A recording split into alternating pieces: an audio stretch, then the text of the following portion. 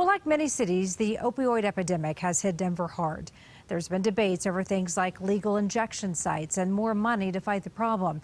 But there's a medication out there that experts say is the best treatment that they've seen. Problem is, not enough people know about it. Karen Morfitt talked with people pushing that treatment in Colorado, and Karen, it's not being used as much as it could be. Karen, experts say that it could save lives, but not all doctors are able to prescribe it, and not all pharmacies want to sell it. That's a problem they hope to fix.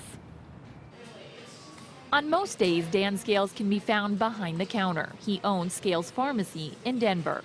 We kind of step into the arenas that have the most kind of stigma associated with it. That includes opioid addiction. His shop is one that carries buprenorphine, a drug that curbs cravings and treats symptoms of withdrawal. It's a way for people to not be taking that opioid that is more dangerous and have one that really is a safer opioid. Robert Valuck is a professor at the University of Colorado Skaggs School of Pharmacy and director of Colorado's task force focused on combating prescription drug abuse.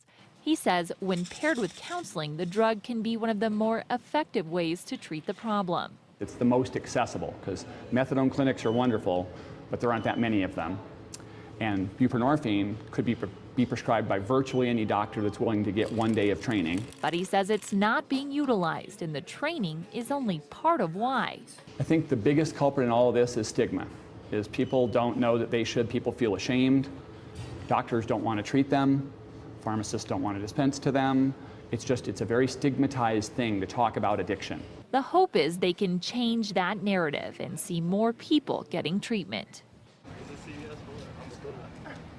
Now, Valuck says they have started to see more doctors get that training, which is a step in the right direction. However, many of them are still not willing to prescribe it to their patients.